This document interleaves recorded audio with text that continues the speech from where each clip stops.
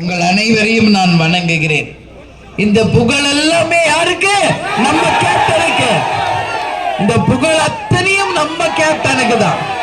மக்கள் கொடுக்கிற இந்த அன்பு, இந்த ஆரவாரம் எல்லாம் நம்ம கேப்டனுக்கு தான். இது எனவே கேப்டன் நமக்கு கொடுத்துட்டு போயிருக்கிற அந்த பணிகளை நாம் ஒன்னா சேர்ந்து செய்யறோம், அவ்வளவுதான். சரியா?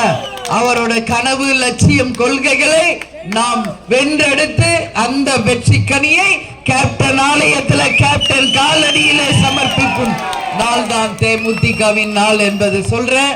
இன்னைக்கு ஏன் தேர்தல் அறியல இல்ல, ஏன் வர உங்களை பார்க்க, உங்க எல்லாரையும் பார்க்கறதுக்கு தான் வந்திருக்கேன். நல்லா இருக்கீங்களா? என் மக்களை பார்க்க வந்திருக்கிறேன், எங்கள் தொகுதி மக்களை பார்க்க வந்திருக்கிறேன். இதான் உண்மை. உள்ளம் தேடி இல்லம் நாடி, உங்க ஒவ்வொருத்தருடைய உள்ளத்தை தேடி உங்களை நாடி உங்கள் அந்நியார் நான் வந்திருக்கிறேன். அதே மாதிரி நம்ம கேப்டன் எல்லா இடத்துலயும் நம்ம கூட இருப்பார். இன்னைக்கும் நம்ம கூட தான் இருக்கார்.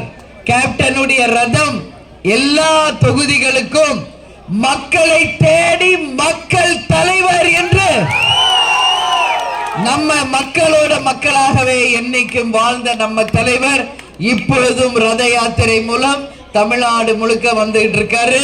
இப்பதான் பெண்ணாடத்துல ரத யாத்திரையை முடிச்சிட்டு இன்னைக்கு மங்களூர்ல உங்களை நான் பார்க்கிறேன். அதனால நம்ம கேப்டன் யாருக்காக வாழ்ந்தார் சொல்லுங்க? மக்களுக்காக வாழ்ந்த ஒரு உத்தமன். மக்களே மக்களே மக்களே உங்களை தங்க தட்டில் வைத்து தாளாட்டுவேன் என்று சொன்னவர். உங்களுக்கு ரேஷன் பொருள் வீடு தேடி தருவேன் சொன்னார். லஞ்சம் ஊழல் இல்லாத ஆட்சி தருவேன். படிக்காத இளைஞர்களுக்கு வேலை தருவேன் சொன்னார். விவசாயமும் நெசவும் நல்லா இருக்கணும்னு சொன்னவர். அவர் 50 வருஷம் சொந்தமா உழைத்து சம்பாதித்த காசை மக்களுக்காகவே கொடுத்த ஒரே தலைவர் நமது கேப்டன் அவர்கள் தான். இன்னைக்கு ரேஷன் பொருள் ஊடு தேடி வர சொன்னது என்னைப்பா? ரேஷன் பொருள் வீடு தேடி வரும் என்று சொன்னவர் நமது கேப்டன் அவர்கள். அந்த திட்டத்தை மற்ற மாநிலத்துல எல்லாம் செஞ்சாங்க. தமிழ்நாட்டில் இப்பதான் அதை கொண்டு வந்திருக்காங்க. அதுவும் எப்படி 70 வயசுக்கு மேல இருக்கிறவங்க வெறும் ஒரு லாரியில வச்சு கொடுத்துனுங்கிறாங்க. ஆனா நம்ம தலைவர் சொன்னது எல்லா வீட்டுக்கும் ரேஷன் பொருள் நேரடியாக வீடு தேடி வரும் என்று சொன்ன ஒரு உத்தமர். எப்ப சொன்னார்? 2005 சொன்னார். இந்த 20 வருஷம் ஆயிடுச்சு. நீங்க வாய்ப்பு கொடுக்காம முட்டீங்க தலைவருக்கு. அவர் மட்டும் ஒரு வாட்டி முதலமைச்சர் ஆயிருந்தாருன்னா இன்னைக்கு தமிழ்நாடு தான் இந்தியாவில் முதல் மாநிலமாக கேப்டன் மாத்தி இருப்பார். உண்மை இது. லஞ்சமே ஊழலே இருக்க கூடாது. என் மக்களுக்கு வெளிப்படையான ஆட்சி, விவசாயம் நல்லா இருக்கணும், நெசவு நல்லா இருக்கணும், படிக்காத பிள்ளைகளுக்கு வேலை வாய்ப்பு தரணும். அது மட்டும் கிடையாது, இலவசமாக மருத்துவத்தையும் கல்வியையும் தருவேன் என்று சொன்ன ஒரு உத்தம தலைவர். அதனால இன்னைக்கு அதெல்லாம் நம்ம மிஸ் பண்ணிட்டோம் நினைக்காதீங்க. நம்ம தலைவர் எங்குமே போல நம்ம கூட தான் இருக்கிறார். நம் உணர்வில், நம் ரத்தத்தில், நம் உயிர் மூச்சு காற்றுல கேப்டன் அவர்கள் நம்ம கூட தான் இருக்கார். தெய்வமா இருக்கார். கேப்டன் மறைஞ்சு 1.5 வருஷம் ஆயிடுச்சு, புரியுதுங்களாமா? ஆனாலும் தலைவர் நம்ம கூட தான் இருக்கார். இதான் உண்மை. அவர் வாழ்ந்த காலத்திலே சொல்லிட்டு போயிருக்காரு, நான் கருடனாக வருவேன். அப்பயே சொல்லியிருக்காரு. அப்பெல்லாம் நம்மளுக்கு புரியல என்ன அவர் சொல்றாருன்ட்டு. ஆனா இன்னைக்கு அவர் பேசின ஒன்னொன்னு நம்ம பார்த்தா நம்மளுக்கு சொல்ல வேண்டியதெல்லாம் அப்பயே சொல்லியிருக்காரு. நான் எப்பவும் என் மக்கள் கூட என் தமிழ்நாட்டில் நான் கருடனாக இங்க சுத்தி வந்துகிட்டே இருப்பேன். தெய்வமா இருந்து உங்களை எல்லாரையும் நான் காப்பாத்திக்கிட்டே இருப்பேன் அப்படின்னு சொன்னவர். ஆமா, தெய்வ உருவத்துல நம்மள கட்டாயம் நம்ம தலைவர் காப்பாத்துவார். அவர் பேரு என்ன தெரியுமா? உண்மையான பேரு நாராயணன். இல்ல ஆமா, அவருடைய உண்மையான பேரு அவங்க பிறந்தப்போ அவங்க வீட்டுல வச்சது நாராயணன். புரியுதுங்களா? அவர் 2 பெருமாள் அவதாரம், சிவன் அவதாரம் எடுத்தவர் நமது கேப்டன் அவர்கள். அதனாலதான் இன்னைக்கு தெய்வமா கருடர் யாருக்கு வருவாங்க? பெருமாளுக்கு தானே வருவாங்க. அதனால அவர் பெருமாளா, கருடரா, சிவனா, அர்த்தநாரீஸ்வரரா நம்ம கூட இருக்காருன்னு மட்டும் நம்புங்க. தலைவர் ஒரு கேப்டன் தானே, இன்னைக்கு லட்சக்கணக்கான கேப்டனை உருவாக்கி இருக்காருல்ல. உங்களில் நான் கேப்டனை பார்க்கிறேன். எங்க கரவெட்டி கட்டின சகோதரர்கள் தலை துண்டு போட்டவங்கள என் கேப்டனை நான் பார்க்கிறேன். நம்ம கேப்டன் எங்கும் போலப்பா, உங்களை எல்லாம் வளர்த்து ஆளாக்கிட்டு தான் போயிருக்காரு. புரியுதுங்களா? கேப்டன் இருந்த காலம் கட்சி நம்பர் 1 வந்துச்சு. அவர் கொஞ்சம் உடல்நிலை சரியில்லைன்னு கட்சி இன்னைக்கு இல்ல இல்ல இல்ல நானுங்க இன்னைக்கு மறைந்து கட்சியை வளர்த்துட்டு போயிருக்காரு. இருந்த காலமும் கட்சிக்காக உழைச்சார், மறைந்தும் கட்சியை வாழ வச்சுட்டு போயிருக்காரு நம்ம கேப்டன் அவர்கள். அதனால நான் சொல்றேன், நிச்சயம் நாம எல்லாரும் ஒன்னா சேர்ந்து அவரோட கனவு, லட்சியம், கொள்கைகளை நாம் வென்றெடுக்க வேண்டும் என்று இந்த மங்களூர்ல நம்ம இன்னைக்கு சபதம் எடுப்போம். இந்த தொகுதி யாருடையது? முரசுக்கானது. இந்த தொகுதி 2011 முரசு சின்னம் வென்றெடுத்த தொகுதி. ஆனா கேப்டனுக்கு துரோகம் பண்ணிட்டு போயிட்டானுங்க எல்லாரும். அந்த துரோகிகளை கேப்டனும் கடவுளும் மன்னிக்க மாட்டார். புரியுதுங்களா? இன்னைக்கு தலைவருக்கு யாரெல்லாம் துரோகம் பண்ணாங்களோ யாருமே நல்லா இல்ல. இதுதான் உண்மை. ஏன்னா அவரு வெள்ளந்தி, மனசுல ஒண்ணுமே வச்சுக்க மாட்டார். அவர் எல்லாரும் நல்லா இருக்கணும் தான் வளர்த்து விட்டாரு. அவர் முதுகிலேயே குத்திட்டு போறானுங்க. என்ன நம்ம சொல்ல முடியும்? சொல்லுமா, நீங்க சொல்லுங்க. அதனால அதை பத்தி நம்ம பேச வேணாம். ஆனா இன்னைக்கு எல்லாரும் தலைவரை விட்டு போனவங்க கஷ்டத்துல தான் இருக்காங்க. இதுதான் உண்மை. அதை நம்ம ரொம்ப சொல்ல வேண்டாம். சிவன் சொத்து குலநாசம்,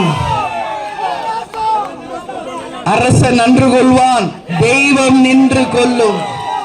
தலைவர் அடிக்கடி சொல்றது இதுதான். அதான் உண்மை. அவர் எல்லாரையும் நம்பினாரு, எல்லாரையுமே உண்மைன்னு நம்பினாரு. ஆனா அவருக்கே துரோகம் பண்ணிட்டு போயிட்டானு. அதனால முடிஞ்சதா இருக்கட்டும். அவனுங்களை பத்தி நம்ம பேசவே தேவையில்லை. புரியுதுங்களா? அதனால வேஸ்ட். நம்ம துரோகத்தை பார்த்துட்டோம், தோல்வியை பார்த்துட்டோம், தலைவரையே இழந்துட்டோம். இனி புதிய அத்தியாயத்தை நாம் தொடங்குவோம். கேப்டன் கனவு லட்சியத்தை வென்றெடுப்போம். முரசு வெற்றி பெற்று அவர் காலடியில சமர்ப்பிப்போம்.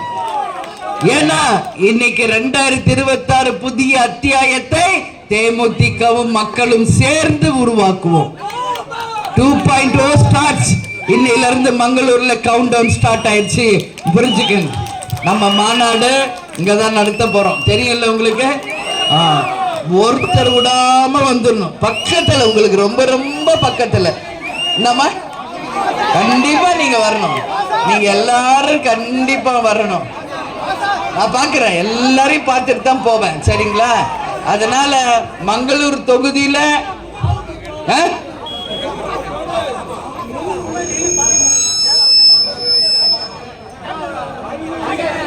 சரி எழுதி கொடுங்க. என்னன்றது எழுதி கொடுங்க, நான் படிக்கிறேன். என்ன? அதனாலமா நீங்க எல்லாரும் நல்லபடியா இருங்க.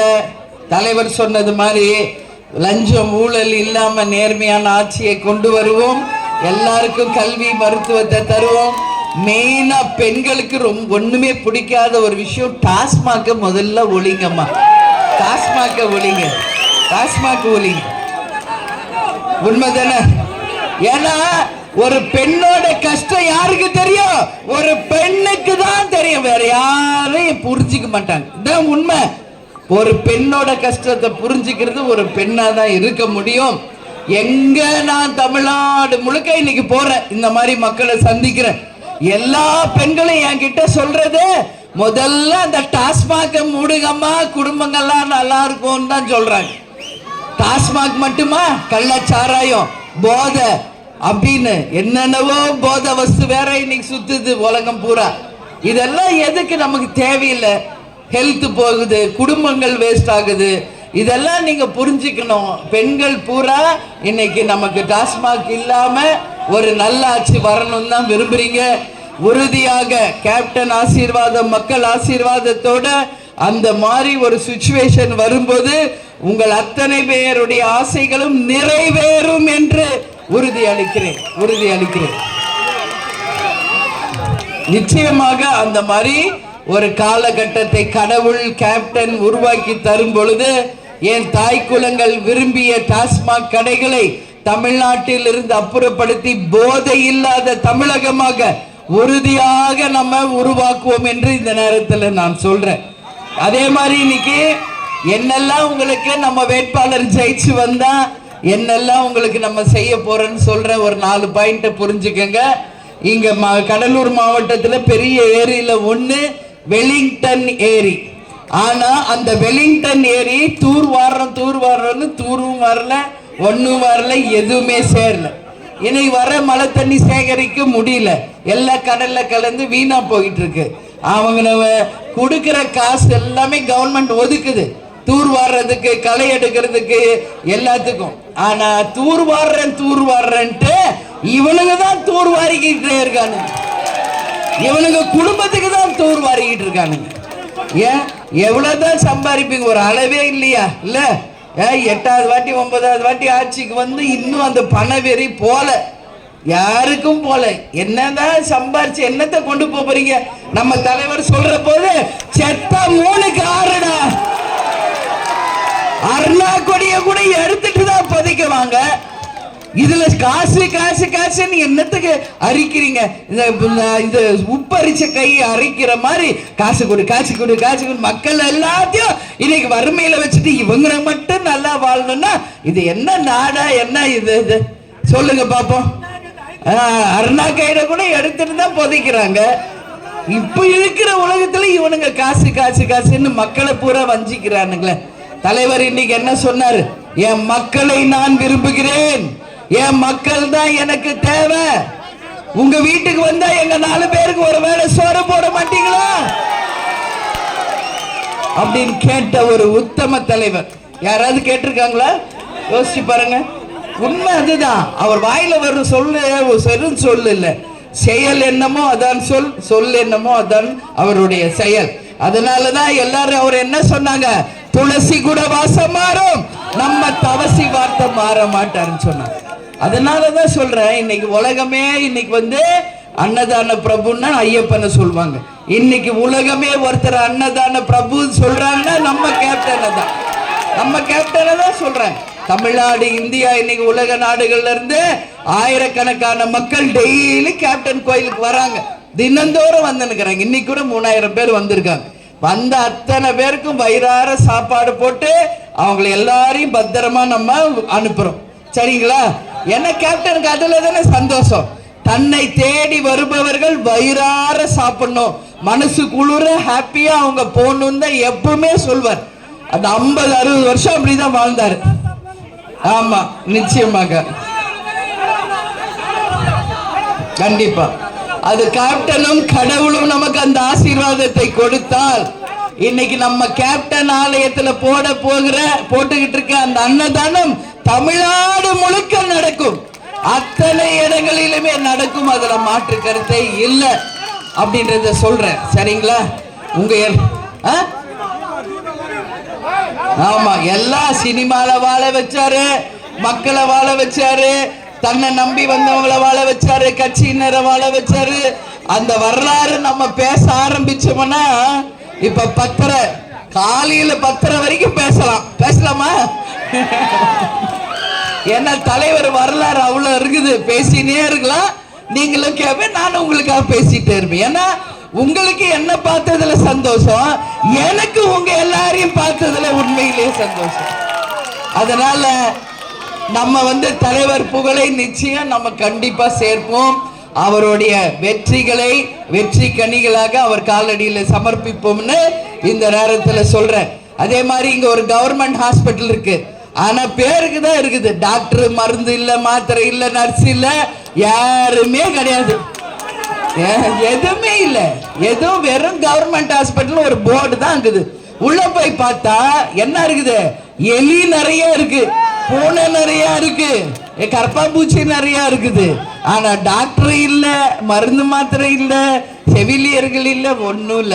அப்ப எங்க மக்கள் எப்படிதான் வாழ்றது? எப்படி வாழ்றது எங்க மக்கள்? இந்த கிராமத்துல ஏதோ ஒண்ணு திடீர்னு ஆச்சு, எப்படி அவங்கள காப்பாத்துறது? இதெல்லாம் தப்பு, ரொம்ப ரொம்ப தப்பு. இதெல்லாம் அதனாலதான் கேப்டன் சொன்னது, மருத்துவத்தையும் கல்வியையும் என் மக்களுக்கு இலவசமாக்குவேன் சொன்னார்.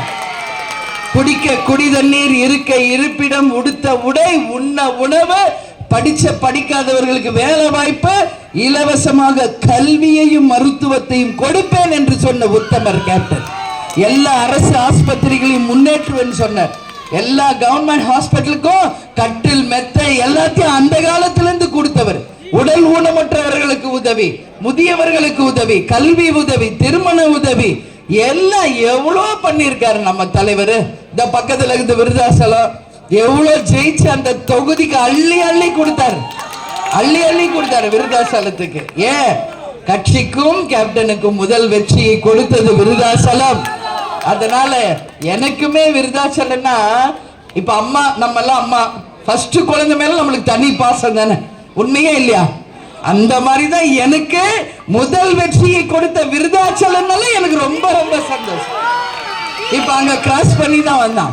அந்த மண்ணில் கால் வச்சாலும் ஒரு புத்துணர்ச்சி, என் மக்களை பார்த்தோன்னா அப்படி ஒரு சந்தோஷம் வரும் எனக்கு. அது மாதிரி தான் நீங்க எல்லாமே என் கூட பிறந்த தங்கச்சி, அக்கா, அம்மா, நீங்க எல்லாம். அதனால சொல்றேன், இனிமேல் என்னுடைய வாழ்க்கை தலைவர் கூட நான் எல்லாம் பார்த்துட்டேம்மா. இனிமே நான் புதுசா ஒன்னும் பார்க்க தேவையே கிடையாது. ஆனா இனி என் வாழ்நாள் என் மக்களுக்காக, தமிழகத்திற்காக கேப்டன் கனவு, லட்சியம், கொள்கைகளை வென்று நீங்க எல்லாரும் நல்லா வாழ்றத பார்க்கணும். அது ஒண்ணுதான் என் மனசுல, என் மூளையில வேலை இருக்க, வேற ஒண்ணு இல்லை. 2 பசங்க அவங்க வேலையை பார்த்துக்குவாங்க. விஜய் பிரபாகர், சண்முக பாண்டியன் அவங்க வேலையை பார்ப்பாங்க. சரிங்களா? விஜய் பிரபாகர் அரசியலில் உங்களுக்கு தான், சண்முக பாண்டியன் சினிமால அவங்க அப்பா வேலையை செய்வார். அதனால நிச்சயம் இனி என் வாழ்நாள் என் மக்களுக்காக தான் அப்படின்னு சொல்றேன். அதே மாதிரி உறுதியாக இங்க மின்சார வாரியத்துல 15 வருஷமா ஒப்பந்த மின்சார ஊழியர்களை இன்னும் பணி நிரந்தரம் செய்யாம இருக்காங்க. அந்த ஊழியர்களை நிச்சயம் பணி நிரந்தரம் செய்து அவங்க வாழ்வாதாரத்தை உயர்த்த வேண்டும் என்று நான் சொல்றேன். இங்க திட்டக்குடி தொகுதிக்கு உட்பட்ட ஆவட்டி 4 ரோட்ல புற காவல் நிலையம் அமைக்க வேண்டும். போக்குவரத்து காவல் நிலையம் அமைத்து விபத்து ஏற்படாமல் தடுக்க வேண்டும். 108 ஆம்புலன்ஸ் எல்லா இடத்துக்கும் வரணும். கவர்மெண்ட் ஹாஸ்பிட்டல்ஸ் நல்லபடியா கொண்டு வர வேண்டும். இது எல்லாம் நம்ம தொகுதி மக்களுக்கு நம்ம செய்ய வேண்டிய வேலைகள் நிறைய இருக்கு. அதனால சொல்றேன், மீண்டும் தேர்தல் அப்போ வருவேன், உங்களை சந்திப்பேன். உறுதியாக நீங்கள் மாற்றத்தை தந்து முரசு எப்படி 2011 ஜெயிக்க வச்சீங்களோ அதே மாதிரி 26ல ஜெயிக்க வைங்க. உங்க பொண்ணா இங்க வந்து உங்க கோரிக்கைகளை உறுதியாக நிறைவேற்றுவேன் என்று இந்த நேரத்தில் சொல்றேன்.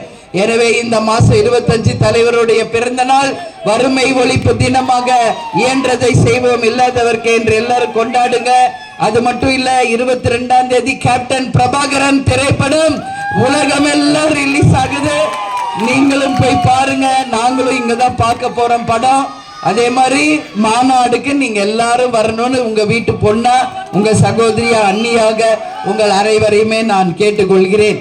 எனவே என்னை வரவேற்ற நமது மாவட்ட செயலாளர் முமானாத் அவர்களுக்கும், இங்கு திட்டக்குடி துணை செயலாளர் இளவரசன், ராஜமாணிக்கம், செல்வகுமார், பழனியப்பன், ஜோசப் மருதையா, செந்தில் குமரன், திருமால், தங்கதுரை, ஜெயக்குமார், ராஜா, வெங்கடாஜலம், மகாராஜன் எல்லாருக்கும் நன்றியை சொல்லி, தேசிய முற்போக்கு திராவிட கழகத்தின் சார்பாக தலைவர் அவர்களுடைய ஆசீர்வாதத்துடன் நமது கொள்கை நிச்சயம் வெல்வோம் என்று சொல்லி உங்களிடமிருந்து விடைபெறுகிறேன்.